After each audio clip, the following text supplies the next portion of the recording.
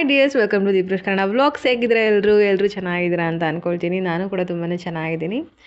Last previous ವೀಡಿಯೋದಲ್ಲಿ ನಾನು ಅಮ್ಮನ ಮನೆಯಿಂದ ಬಂದು ಅವತ್ತಿನ ವ್ಲಾಗ್ನ ಶೇರ್ ಮಾಡಿದ್ದೆ. ಆವತ್ತಿನ ದಿನವೇ ನೈಟ್ ನಾನು ಮಶ್ರೂಮ್ ಬಿರಿಯಾನಿನ ಮಾಡೋಣ ಅಂದ್ಬಿಟ್ಟು ರೆಡಿ ಮಾಡ್ಕೊತಾ ಇದ್ದೀನಿ. ಅದು ಡೇ ಬಂದು ಶುಕ್ರವಾರ. ಸೊ ಬೆಳ್ಳುಳ್ಳಿ ರೇಟ್ ತುಂಬಾ ಜಾಸ್ತಿ ಆಗಿತ್ತು. ನಮ್ಮ ಮನೇಲಿ ಖಾಲಿ ಕೂಡ ಆಗಿತ್ತು. ಪಕ್ಕದ ಅಂಗಡಿನಲ್ಲಿ ಕೆಳಗಡೆ ಅಂದರೆ ನಮ್ಮ ಮನೆ ಕೆಳಗಡೆ ಹತ್ರ ಅಂಗಡಿನಲ್ಲಿ ಬೆಳ್ಳುಳ್ಳಿ ಕೇಳಿದೆ. ಅವ್ರ ಹತ್ರನೂ ಇರಲಿಲ್ಲ. ರೇಟ್ ಜಾಸ್ತಿ ಆಗೋಗಿದೆ ಅಂದ್ಬಿಟ್ಟು ತರಿಸಿಲ್ಲ ಅಂದರು. ಆವಾಗಲೇ ಗೊತ್ತಾಗಿದ್ದು ರೇಟ್ ಜಾಸ್ತಿ ಆಗೋಗಿದೆ ಅಂದ್ಬಿಟ್ಟು. ಸರಿ, ಶುಂಠಿ ಬೆಳ್ಳುಳ್ಳಿ ಪೇಸ್ಟ್ ತೊಗೊಳ್ಳೋಣ ಅಂದ್ಬಿಟ್ಟು ಅದನ್ನು 10 ರೂಪಾಯಿನ ಪ್ಯಾಕೆಟ್ ತೊಗೊಂಡು ಬಂದೆ. 10 ರೂಪಾಯಿ ಅದು ಪ್ಯಾಕೆಟು, ಒಂದೇ ಸ್ಪೂನ್ ಇರೋದು. ನನಗೆ ಬಿರಿಯಾನಿಗೂ ಕೂಡ ಸಾಕಾಗಿಲ್ಲ ಅನಿಸ್ತು. ನಾನು ಅಟ್ಲೀಸ್ಟ್ 2 ಸ್ಪೂನ್ ಆದರೂ ಹಾಕ್ಕೊತಾ ಇದ್ದೆ. ಇಷ್ಟೊಂದು ಕಡಿಮೆ ಬರುತ್ತೆ, ಎಷ್ಟು ಲಾಸ್ ಅಲ್ವಾ. ನಾವು ಮನೇಲೇ ಮಾಡಿಟ್ಕೊಂಡ್ರೆ ಎಷ್ಟು ಯೂಸ್ ಆಗುತ್ತೆ, ಎಷ್ಟು ಜಾಸ್ತಿ ಕ್ವಾಂಟಿಟಿನಲ್ಲಿ ಮಾಡ್ಕೊತೀವಿ. ಇದಿಷ್ಟು 10 ರೂಪಾಯಿಗೆ ಇಷ್ಟೇ ಬಂದಿರೋದು, 1 ಟೇಬಲ್ ಸ್ಪೂನ್. It's okay. ನಾನಿಲ್ಲಿ ಮಶ್ರೂಮ್ ಬಿರಿಯಾನಿಗೆ ರೆಡಿ ಮಾಡ್ಕೊತಾ ಇದ್ದೀನಿ. ಮೊದಲೇದಾಗಿ 2 ಮೀಡಿಯಮ್ ಸೈಜ್ ಈರುಳ್ಳಿ ಹಾಗೆ 1 ಮೀಡಿಯಮ್ ಸೈಜ್ ಟೊಮೆಟೊನ ಕಟ್ ಮಾಡಿ ಹಾಕ್ಕೊಂಡು ಫ್ರೈ ಮಾಡ್ಕೊಂಡಿದ್ದೀನಿ. ಅದಕ್ಕಿಂತ ಮುಂಚೆ ಎಣ್ಣೆಗೆ ಸ್ವಲ್ಪ ಮಸಾಲೆ ಐಟಮ್ಸ್ಗಳು ಅಂದರೆ ಪಲಾವ್ ಎಲೆ, ಚಕ್ಕೆ, ಹಾಗೆ ಚಕ್ರದ ಹೂವು, ಅನಾನಸ್ ಹೂವು, ಮರಾಠಿ ಮೊಗು, ಈ ಥರದನ್ನೆಲ್ಲ ಹಾಕ್ಕೊಂಡು ಫ್ರೈ ಮಾಡ್ಕೊಂಡಿದ್ದೀನಿ. ಇವಾಗ ಜಾರ್ನಲ್ಲಿ ನಾನು ಹಸಿಮೆಣ್ಸಿನ್ಕಾಯಿ, ಕೊತ್ತಂಬರಿ ಸೊಪ್ಪು ಹಾಗೆ ಪುದೀನ, ಅದಕ್ಕೆ ಸ್ವಲ್ಪ ಅರಿಶಿನ ಹಾಕಿ ರುಬ್ಬಿಟ್ಕೊಂಡಿದ್ದೆ. ಅದನ್ನು ಕೂಡ ಆ್ಯಡ್ ಮಾಡಿಕೊಂಡು ಮಿಕ್ಸ್ ಮಾಡ್ಕೊತಾ ಇದ್ದೀನಿ.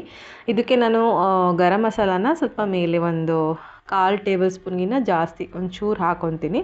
ಒಂದು ಅರ್ಧ ಟೇಬಲ್ ಸ್ಪೂನ್ ಅಷ್ಟು ಅಂತ ಅಂದ್ಕೊಳ್ಳಿ. ಅರ್ಧ ಟೇಬಲ್ ಸ್ಪೂನ್ ಅಷ್ಟು ಹಾಕ್ಕೊಂಡ್ರೆ ಚೆನ್ನಾಗುತ್ತೆ. ನಾನು ಮನೆಯಲ್ಲೇ ಮಾಡಿಟ್ಕೊಂಡಿರೋದು ತುಂಬ ಸ್ಟ್ರಾಂಗಾಗಿದೆ. ಸೊ ಹಾಗಾಗಿ ಅರ್ಧ ಟೇಬಲ್ ಸ್ಪೂನ್ ಅಷ್ಟು ಹಾಕ್ಕೊಂಡಿದ್ದೀನಿ.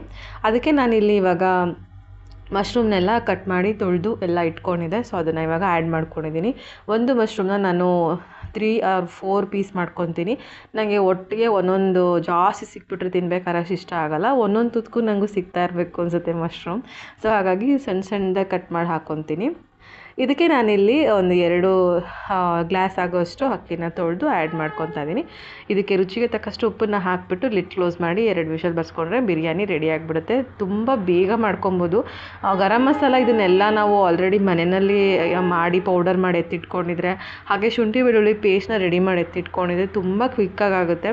ಅದ್ರ ಜೊತೆಗೆ ಈರುಳ್ಳಿ ಟೊಮೆಟೊಗೆಲ್ಲ ಒಂದು ಚಾಪರ್ ಇದ್ಬಿಟ್ರಂತೂ ಒಂದು 10 ನಿಮಿಷಕ್ಕೆಲ್ಲ ನಾವು ಬಿರಿಯಾನಿನ ಮಾಡ್ಕೊಂಬಿಡ್ಬೋದು. ಅದು ವಿಷಲ್ ಪ್ರೆಷರ್ ಹೋಗಿ ನಾವು ಲಿಡ್ ಕ್ಲೋಸ್ ಅಂದರೆ ಓಪನ್ ಮಾಡೋದೇ ಟೈಮ್ ಹಿಡಿಯೋದು. ಬಿರಿಯಾನಿ 1 ಪಾಟ್ ರೆಸಿಪಿ ಏನೇ ಮಾಡಿದ್ರೂ ಅದು ಪ್ರೆಷರ್ ಬಂದು ವೆಯ್ಟ್ ಮಾಡ್ತೀವಲ್ಲ, ಅದೇ ಸ್ವಲ್ಪ ಟೈಮ್ ತೊಗೊಳುತ್ತೆ ಅಷ್ಟೇ ಹೇಳ್ಬೋದು. ಅದ್ರ ಬಿಟ್ಟರೆ ವುಮೆನ್ಸ್ ಅವ್ರು ಸೂಪರ್ ಫಾಸ್ಟ್ ಆಗಿಬಿಟ್ಟಿದ್ದೀವಿ ಅಡುಗೆ ಮಾಡೋದ್ರಲ್ಲಿ. ಓಕೆ, ಇದನ್ನು ಲಿಡ್ ಕ್ಲೋಸ್ ಮಾಡಿ ಇವಾಗ 2 ವಿಷಲ್ ತೊಗೊತೀನಿ. ಅದಾದಮೇಲೆ ಫುಲ್ ಬ್ಯಾಟಿಂಗ್ ಮಾಡಬೇಕು.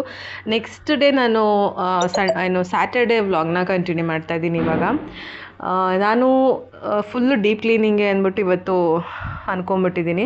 ಯಾಕಂದರೆ ಈ ವೀಕಲ್ಲಿ ಅಂದರೆ ನೆಕ್ಸ್ಟ್ ಕಮ್ಮಿಂಗ್ ಡೇಸಲ್ಲಿ ಇನ್ನು ಗುರುವಾರ ಅನ್ಕೋತೀನಿ, ಆ ಟೈಮ್ ಅಷ್ಟರಲ್ಲಿ ಭರತವರು ಶಬರಿಮಲೆಗೆ ಹೋಗ್ತಾ ಇದ್ದಾರೆ.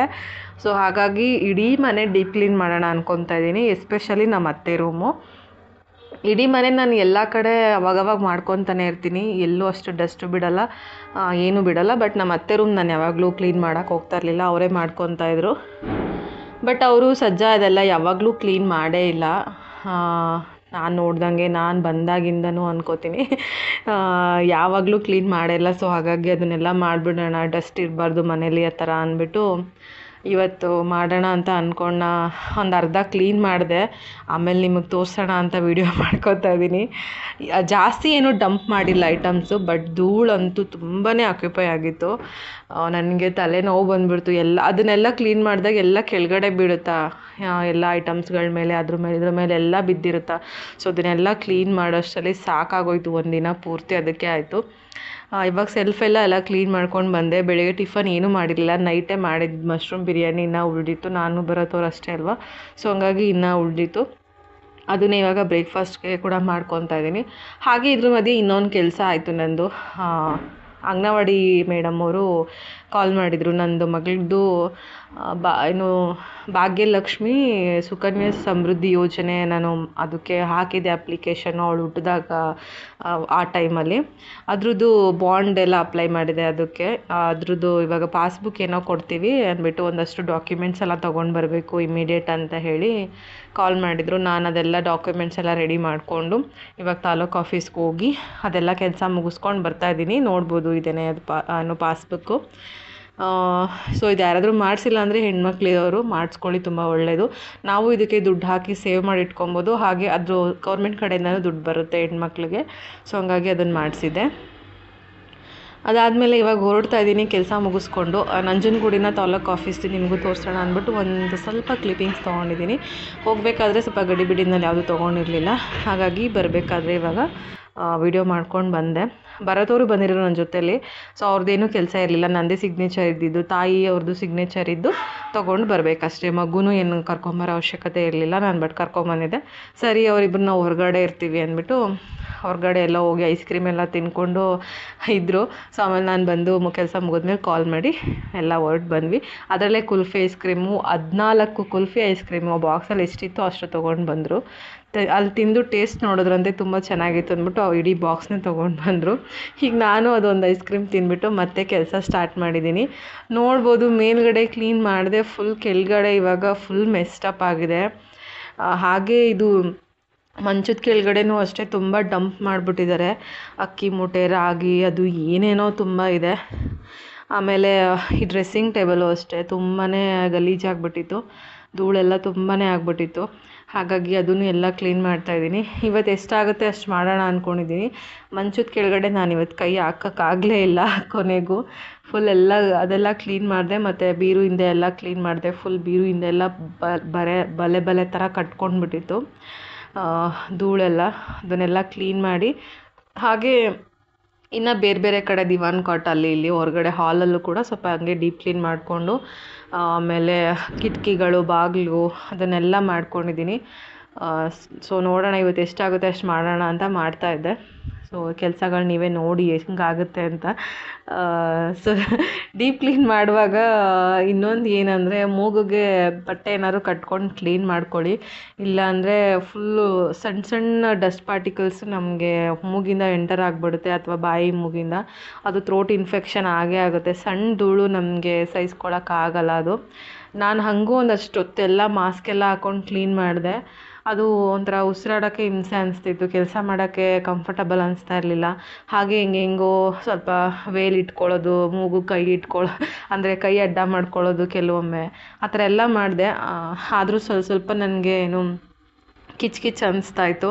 ಆಮೇಲೆ ನೈಟು ಬಿಸಿನೀರಿಗೆ ಉಪ್ಪೆಲ್ಲ ಹಾಕ್ಕೊಂಡು ಸ್ವಲ್ಪ ಗಾಗಲೆಲ್ಲ ಮಾಡಿ ಸ್ವಲ್ಪ ಬಿಸಿನೀರೆಲ್ಲ ಕುಡಿದು ಮಲ್ಕೊಂಡೆ, ಪರವಾಗಿಲ್ಲ. ಆಮೇಲೆ ಕೆಲಸ ಮಾಡಿದ ದಿನ ತುಂಬಾ ಹೆವಿ ಮನೆ ಕೆಲಸ ಮಾಡ್ತೀವಲ್ಲ, ಆವಾಗ ಹೆಂಗಂದರೆ ತಣ್ಣೀರು ಮುಟ್ಟಿದ್ರೆ ಕೆಲಸ ಎಲ್ಲ ಆದಮೇಲೆ ತಣ್ಣೀರು ಮುಟ್ಟಿದ್ರೆ ಒಂಥರ ಇರಿಟೇಷನ್ ಅನಿಸ್ತಾ ಇರುತ್ತೆ. ಅಂದರೆ ಕೈ ಕಾಲೆಲ್ಲ ಡ್ರೈ ಆಗಿಬಿಡುತ್ತೆ ಡಸ್ಟ್ ಎಲ್ಲ ಕುತ್ಕೊಂಡು. ಅವಾಗೇನು ಮಾಡಬೇಕಂದ್ರೆ ನೈಟು ಸ್ವಲ್ಪ ಫ್ರೆಶ್ ಅಪ್ ಎಲ್ಲ ಆಗಿಬಿಟ್ಟು ಕೈಕಾಲು ಮುಖ ಎಲ್ಲ ತೊಳ್ಕೊಂಡು ಮಲ್ಕೊಬೇಕಾದ್ರೆ ಕೊಬ್ಬರಿ ಎಣ್ಣೆ ಅಥವಾ ಮಾಯ್ಶ್ಚರೈಸರ್ ಚೆನ್ನಾಗಿ ಅಪ್ಲೈ ಮಾಡಿ ಮಲ್ಕೊಂಬಿಟ್ರೆ ನಾರ್ಮಲ್ ಆಗುತ್ತೆ. ಇಲ್ಲ ಫುಲ್ ಇಚಿನೆಸ್ ಆಗಿಬಿಡುತ್ತೆ, ಒಂಥರ ಈ ಚಳಿಗಾಲದಲ್ಲೆಲ್ಲ ಒಡ್ಕೊಂಬಿಟ್ಟು ಎಲ್ಲ ವೈಟ್ಗೆ ಆಗ್ಬಿಟ್ಟಿರುತ್ತಲ್ಲ, ಆ ಥರ ಆಗಿಬಿಡುತ್ತೆ ಸ್ಕಿನ್ನು.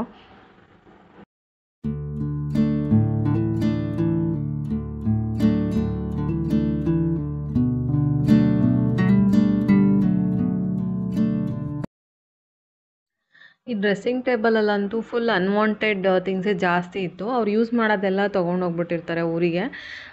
ಜಾಸ್ತಿ ಯೂಸ್ ಮಾಡದೇ ಇರೋದು, ತುಂಬ ಎಕ್ಸ್ಪೈರ್ ಆಗಿರೋದು, ಹಾಗೆ ಸಿರಪ್ಗಳು, ಬಾಟಲ್ಸು, ಈ ಥರ ಐಟಮ್ಸೇ ತುಂಬ ಇತ್ತು. ಸೊ ಅದನ್ನೆಲ್ಲ ಕ್ಲಿಯರ್ ಮಾಡಿ ನಾನು ಯಾವುದಾದ್ರು ಯೂಸ್ಗಿದೆ ಅದನ್ನು ಮಾತ್ರ ಇಟ್ಕೊಂಡು ಬೇಡದೇ ಇರೋದೆಲ್ಲ ಡಸ್ಟ್ಬಿನ್ಗೆ ಹಾಕ್ತಾಯಿದ್ದೀನಿ.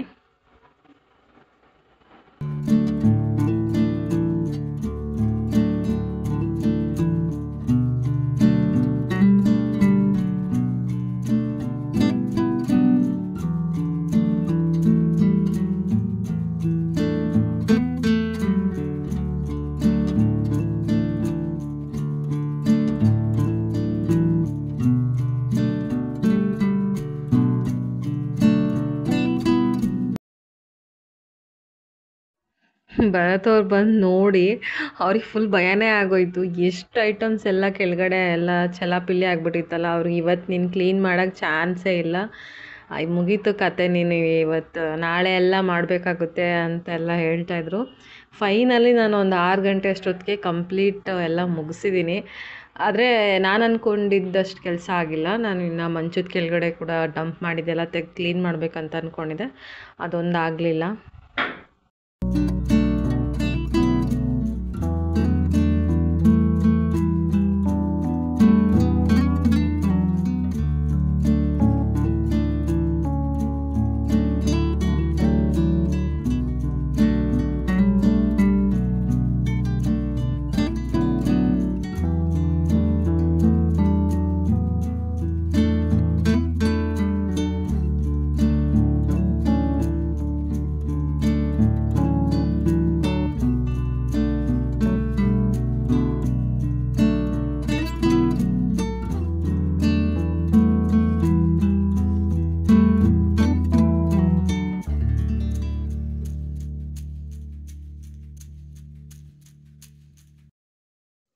ಕೆಳಗಡೆ ಒಂದು ಕೆಲಸ ಎಲ್ಲ ಮುಗಿಸ್ಕೊಂಡ್ರೆ ಇನ್ನು ನಮ್ಮ ಫ್ಲೋರಲ್ಲಿ ಏನಂತ ಕೆಲಸ ಇರೋದಿಲ್ಲ.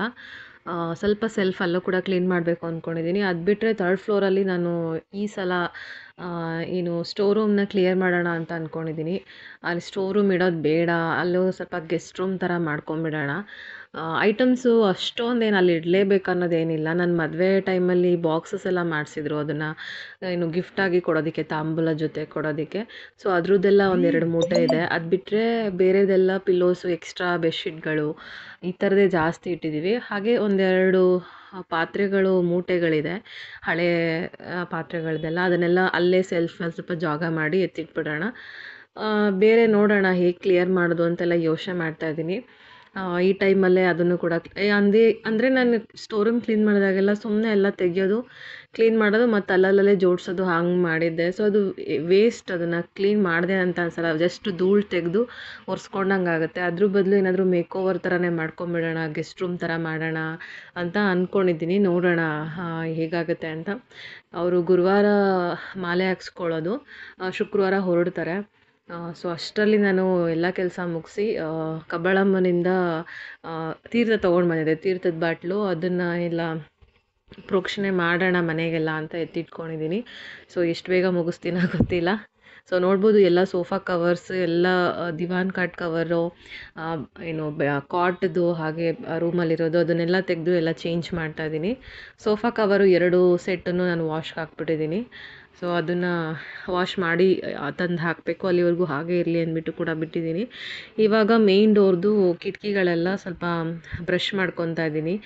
ಏನು ನಾವು ಪಾತ್ರೆ ಎಲ್ಲ ತೊಳಿತೀವಲ್ಲ ಆ ಥರ ಬ್ರಷಲ್ಲಿ ಸ್ವಲ್ಪ ಸೋಪಿನ ವಿಮ್ ಜೆಲ್ ಹಾಕ್ಕೊಂಡು ಅದು ನೀರಿಗೆ ಅದನ್ನು ಹಚ್ಕೊಂಡು ಎಲ್ಲ ರಬ್ ಮಾಡಿಕೊಂಡು ಎಲ್ಲ ಒರೆಸ್ಕೊತಾ ಇದ್ದೀನಿ. ಜಸ್ಟ್ ಬಟ್ಟೆಲೇ ಒರೆಸಿದ್ರೆ ಅಷ್ಟು ಕ್ಲಿಯರಾಗಿ ಕ್ಲೀನ್ ಆಗೋಲ್ಲ ಅಂತ ಅನಿಸ್ತು ನನಗೆ. ಸೊ ಹಾಗಾಗಿ ಅದನ್ನೆಲ್ಲ ರಬ್ ಮಾಡಿ ಆಮೇಲೆ ಒರೆಸ್ಕೊಂಡು ಎಲ್ಲ ಕ್ಲೀನ್ ಮಾಡ್ಕೊತಾ ಇದ್ದೀನಿ. ಇಷ್ಟು ಮಾಡೋಷ್ಟ್ರಲ್ಲಿ ನನಗೆ 5 ಗಂಟೆ ಆಗೋಗಿತ್ತು. ಸರಿ ಅಂದ್ಬಿಟ್ಟು ನಾನು ಬೆಳಗ್ಗೆಯಿಂದ ಏನು ಅಡುಗೆ ಕೂಡ ಮಾಡಿರಲಿಲ್ಲ, ಅದನ್ನೇ ಅಡ್ಜಸ್ಟ್ ಮಾಡ್ಕೊಂಡ್ವಿ. ಮತ್ತು ಮಧ್ಯಾಹ್ನ ಮೊಸರನ್ನ ತಿಂದ್ಕೊಂಡ್ವಿ. ರೈಸ್ ಮಾಡಿದೆ ಅಷ್ಟೇ, ಜಸ್ಟು ಫ್ರಿಜ್ಜಲ್ಲಿ ಮೊಸರಿತ್ತು, ಅದನ್ನು ಹಾಕ್ಕೊಂಡು ತಿಂದ್ಕೊಂಡ್ವಿ. ಬರೋತ್ತವ್ರಿಗೆ ಮೊಸರನ್ನ ತುಂಬ ಇಷ್ಟ, ಹಾಗಾಗಿ ಮ್ಯಾನೇಜ್ ಆಗುತ್ತೆ. ಅದು ಬಿಟ್ಟರೆ ಇವಾಗ ನಾನು ನೈಟಿಗೆ ರಸಮ್ ಮಾಡೋಣ, ಟೊಮೆಟೊ ರಸಮ್ಮು, ಬಿಸಿ ಅನ್ನ ಮಾಡ್ಕೊಳ್ಳೋಣ ಅಂತ ಅಂದ್ಕೊಂಡಿದ್ದೀನಿ. ಬೆಳಗ್ಗೆಯಿಂದ ಪಾತ್ರೆಗಳು ಸರಿಯಾಗಿ ತೊಳೆದಿಲ್ಲ. ಅಡುಗೆ ಮನೆಗೆ ನಾನು ಏನೂ ಕೆಲಸಕ್ಕೆ ಹೋಗೇ ಇಲ್ಲ, ಹೊರಗಡೆ ಕೆಲಸನೇ ಆಯಿತು. ಸೊ ಪಾತ್ರೆಗಳೆಲ್ಲ ಹಾಗೆ ಸಿಂಕ್ ಫುಲ್ ಆಗಿಬಿಟ್ಟಿದೆ, ಅದನ್ನೆಲ್ಲ ವಾಶ್ ಮಾಡಬೇಕು. ಹಾಗೆ ನನಗೆ ರೂಮಲ್ಲಿ ಸೆಲ್ಫ್ ಕ್ಲೀನ್ ಮಾಡಬೇಕಿದ್ರೆ ಒಂದು ಮಣ್ಣಿನ ಪಾಟ್ ಸಿಕ್ತು, ನೀರಿಂದು ಪಾಟು. ಅದು ತಂದು ಇಟ್ವಿ, ಅದೇನೋ ನೀರು ತುಂಬಿಸಿಟ್ಟಿದ್ವಿ ಚೆನ್ನಾಗಿ ನೆನಿಬೇಕಂದ್ಬಿಟ್ಟು. ಸ್ವಲ್ಪ ಲೀಕೇಜ್ ಬಂತು ಅಂತ ಎತ್ತಿಟ್ಬಿಟ್ಟಿದ್ವಿ. ಸೊ ನೋಡೋಣ ಎಷ್ಟು ಲೀಕೇಜ್ ಆಗುತ್ತೆ. ತುಂಬ ಲೀಕೇಜ್ ಆದರೆ ಬೇಡ, ಒಂದೊಂದು ಡ್ರಾಪ್ ಆ ಥರ ಏನಾರು ಆದರೆ ಇಟ್ಕೊಳ್ಳೋಣ, ಕೆಳಗಡೆ ಒಂದು ಪ್ಲೇಟ್ ಇಟ್ಬಿಟ್ಟು ಅಂತ ಅಂದ್ಬಿಟ್ಟು ಇಟ್ಟಿದ್ದೀನಿ. ನೋಡೋಣ ಅಂದ್ಬಿಟ್ಟು ತುಂಬಿಸಿಟ್ಟಿದ್ದೀನಿ ನೀರು. ಸೊ ಸುಮಾರು ಒಂದಿನ ಎಲ್ಲ ಏನೂ ಲೀಕ್ ಆಗೇ ಇಲ್ಲ. ಅದ್ರ ನೆಕ್ಸ್ಟ್ ಡೇ ಸ್ವಲ್ಪ ನೀರು ತೇವ ಕೆಳಗಡೆ ಹತ್ರ ಆಗ್ತಾಯಿತ್ತು. ಜಾಸ್ತಿ ಲೀಕ್ ಆದರೆ ನಾನು ಇದನ್ನು ವಾಲ್ಸ್ ಥರ ಮಾಡಿಟ್ಕೊಳ್ಳೋಣ, ಏನಾದರೂ ಫ್ಲವರ್ ಏನಾದರೂ ಹಾಕಿ ಅಂತಲೇ ಎತ್ಕೊಂಡೆ. ಬಟ್ ಅಷ್ಟೊಂದೇನು ಲೀಕ್ ಆಗೋಲ್ಲ, ಸ್ವಲ್ಪ ಲೀಕ್ ಆಗುತ್ತೆ. ಇನ್ನು ಮುಂದೆ ಯಾವಾಗಾದ್ರೂ ತುಂಬ ಜಾಸ್ತಿ ಲೀಕ್ ಆದರೆ ನಾನು ಅದನ್ನು ಬೇರೆ ಥರ ಮೇಕ್ ಓವರ್ ಮಾಡೋಣ ಅಂತಲೇ ಇಟ್ಕೊಂಡಿದ್ದೀನಿ ಸದ್ಯಕ್ಕೆ, ನೀರೆಲ್ಲ ಹಾಕಿ. ಹೇಗೆ ಕಾಣಿಸ್ತಾ ಇದೆ. ಹಾಗೆ ಈಗ ಸೈಕಲ್ ಶಾಪಲ್ಲಿ ಒಂದು ಪೋಸ್ಟ್ ಕಡ್ಡಿ ಅಂತ ಹೇಳ್ತಾರೆ ಅದಕ್ಕೆ, ಪೋಸ್ಟ್ ಕಡ್ಡಿ ನೇಮ್ ಕರೆಕ್ಟಾಗಿ ಏನೋ ಗೊತ್ತಿಲ್ಲ. ಅದನ್ನು ಥರ ಬೆಂಡ್ ಮಾಡಿ ಅಂಗಡಿಗಳಲ್ಲಿ ಯೂಸ್ ಮಾಡ್ತಾರೆ ಜಾಸ್ತಿ. ನಾವು ಹಾರ್ಡ್ವೇರ್ ಶಾಪಲ್ಲಿ ಯೂಸ್ ಮಾಡ್ತೀವಿ, ನಮ್ಮಪ್ಪ ಬಟ್ಟೆ ಎಲ್ಲ ಹೊರಗಡೆ ಹಾಕೋಕ್ಕೆ ಯೂಸ್ ಮಾಡ್ತಾರೆ ಅದನ್ನೆಲ್ಲ. ಅದನ್ನು ನಾನು ಒಂದು ತೊಗೊಂಡು ಇವಾಗ ಅದನ್ನು ಥರ ಮಾಡಿ ಅಲ್ಲೇ ಸಿಂಕ್ ಏರಿಯಾದಲ್ಲಿ ಒಂದು ಟ್ಯಾಪ್ ಇದೆಯಲ್ಲ ಅಲ್ಲಿಗೆ ಹಾಕಿಬಿಟ್ಟು ಒಂದು ಬ್ಯಾಸ್ಕೆಟ್ ಹಾಕೋಣ ಅಂತ ನೋಡ್ತಾ ಇದ್ದೀನಿ. ತೋರಿಸ್ತೀನಿ ನಿಮಗೆ ಯಾವ ಥರ ಕಾಣುತ್ತೆ ಅಂತ ಅದು. ಸೊ ಇವತ್ತಿನ ವಿಡಿಯೋ ಇದಾಗಿತ್ತು. ನೆಕ್ಸ್ಟ್ ವಿಡಿಯೋದಲ್ಲಿ ಸಿಗ್ತೀನಿ. ತುಂಬ ಕೆಲಸ ಇದೆ, ಮತ್ತೆ ಮನೆ ಡೀಪ್ ಕ್ಲೀನಿಂಗ್ಗೆ ವ್ಲಾಗ್ ಬರುತ್ತೆ ಅಂತ ಹೇಳ್ಬೋದು. ಅಲ್ಲಿವರೆಗೂ ವೆಯ್ಟ್ ಮಾಡ್ತೀರಿ, ನೆಕ್ಸ್ಟ್ ವ್ಲಾಗಲ್ಲಿ ಸಿಗ್ತೀನಿ. ಈ ವಿಡಿಯೋ ಇಷ್ಟ ಆಗಿದ್ರೆ ಪ್ಲೀಸ್ ಲೈಕ್, ಶೇರ್ ಹಾಗೆ ಕಮೆಂಟ್ ಮಾಡಿ. ಇನ್ನು ನನ್ನ ಚಾನಲ್ನ ಸಬ್ಸ್ಕ್ರೈಬ್ ಮಾಡದೆ ನೋಡ್ತೀವಿ, ದಯವಿಟ್ಟು ಹೋಗಿ ಸಬ್ಸ್ಕ್ರೈಬ್ ಮಾಡ್ಕೊಳ್ಳಿ. ಸಿಗ್ತೀನಿ ನೆಕ್ಸ್ಟ್ ವಿಡಿಯೋದಲ್ಲಿ. ಅಲ್ಲಿವರೆಗೂ ಟೇಕ್ ಕೇರ್, ಬಾಯ್.